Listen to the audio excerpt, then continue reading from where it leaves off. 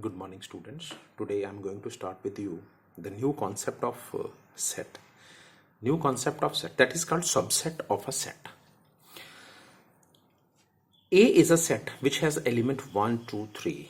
B is a set which has element 1, 2, 3, 4.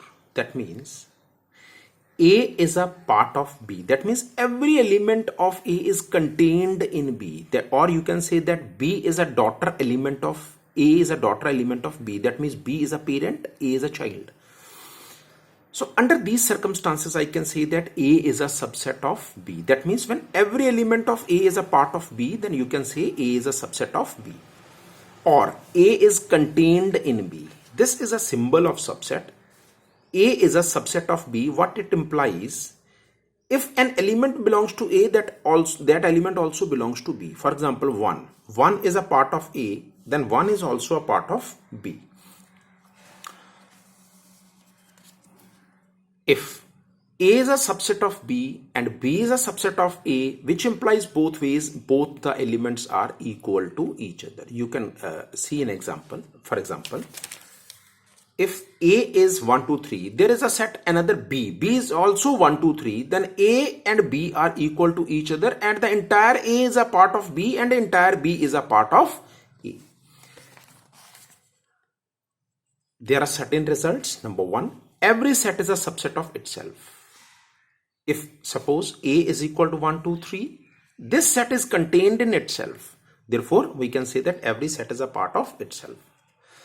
Since phi is an empty set, so phi, this is an empty set. What do you mean by the empty set? That it has no element. So phi is a subset of every set. That means if A is a set, empty set is a part of this set. Empty set is contained in A. So phi is a subset of every set. A set which has only one element, it is called singleton set. Which has a single element, that is called singleton set. Now come to example number 9. In example number 9 of set, what you have to see here, he has given you few sets. One is an empty set. Second is set A, 1 and 3. Set B, which has the element 1, 5, 9. Set C, which has the element 1, 3, 5, 7, 9. We have to see that which set is a subset of the others. The first is phi dash B. Now, empty set is a subset of every set. So, I can write the symbol subset here. Because empty set is a subset of every set, or empty set is contained in every set. The second is A dash B. Now, the element of A is 1, 3. The element of B is 1, 5, 3. 1, 5, 9. So, 3 is not the part of B. So, I will write A is not the subset of B because A is not contained in B. Third is A dash C. Now, A is 1, 3. C is 1, 3, 5, 7, 9. So, 1, 3 is a part of this. Entire set is contained in C. Therefore, A is a subset of C. Because A is contained in C. The next is B dash C. B is a part of C. This is 1, 5, 9. This is 1, 5, 9. The entire B is a part of C. Therefore, B is a subset of C. Now, in example 10, he has given us two sets A and B. There are two sets A and B. A is A, E, I, O, U and B is A, B, C, D. Now, A is not a subset of B because the entire A is not contained in B. B is not a subset of A because entire B is not contained in A. Come to the example 11. In example 11, he is saying A, B and C are the three sets. He's saying there are three sets A, B and C. So I have taken A as 1, B as bracket 1, comma 2. That means this A is a set, but here in B, this is an element. This entire set comes as an element in B and C is 1, 2, 3. Now he's saying if A belongs to B, that means the entire set A, it belongs to B. Now see, 1 in bracket belong to this set. as per the condition given in the example I have taken the set, he's saying A belongs to B. So what is A? A is 1 in bracket. It belongs to B. 1 in bracket belongs to this set because this is an element of set B. 1 bracket is an element. Now this is an element, but here this is a complete set.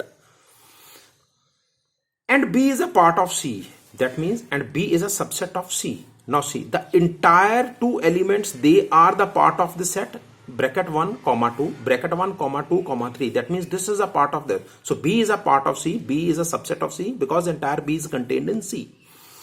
Now if A belongs to B, B is a part of C, it doesn't mean A is a subset of C because A can never be the subset of this because this is a complete set and here it is an element. 1 belong to A. 1 is a subset. 1 belong to A, but 1 doesn't belong to this set because bracket 1 belong to this set. Here 1 is a part of this set, but here bracket 1 is a part of this set. Therefore, if 1 belong to this set, 1 doesn't belong to this set. That is the reason set A is not contained in this. Is it clear? How you can say that this contained in this? If I will write it as like this in double bracket. Clear? So there is a difference between 1 and 1 bracket. 1 it acts as an element, then it acts as a set. Please repeat this video again and again to make your concept clear. Here 1 comes in bracket.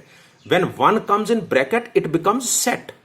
When this entire thing comes here, it acts as an element of this set. So there is a difference. This is a complete set, but here it acts as an element. So 1 belong to A, but 1 doesn't belong to C. Bracketed 1 belong to C. This is the meaning of this. Clear? So from this I am going to conclude element of a set can never be a subset of itself. Element of a set can never be a subset of itself. Set can be a subset of itself. Is it clear? Set can be the subset of itself, but element can never be a subset of itself. 1 can never be a subset of this set, but A set is a subset of this set. Now, the next important topic is intervals of the set. Let A is a set X such that X belongs to A and B. The range of X is A to B. A can be any number, B can be a number, but it is less than equal to, it is less than equal to. So it is represented by the closed interval. That means these big brackets. Big brackets gives you less than equal to, less than equal to. See, A less than equal to X, less than equal to B. Both A and B are included. A is included, B is included because there is a sign of equal to. If I will write in an open bracket, that means A less than X, less than B. That means both A and B are not included. This is a big bracket, this is a goal bracket, A comma B round bracket. So A less than equal to X, less than B, that means A is included, B is not included. If A is less than X, less than equal to B, that means A is not included, B is included. Clear? Now, when we plot all these things on the number line, how it happens? For example, I'm just giving you an example. For example, if I will write here 2 less than X less than 4, that means X belongs to a number which goes from 2 to 4. So how I will write X belongs to 2, 4. That means big brackets between 2 comma 4. That means every number which lies between 2 and 4 belongs to X. If 2 less than X less than 4, that means neither X is equal to 2 nor X is equal to 4.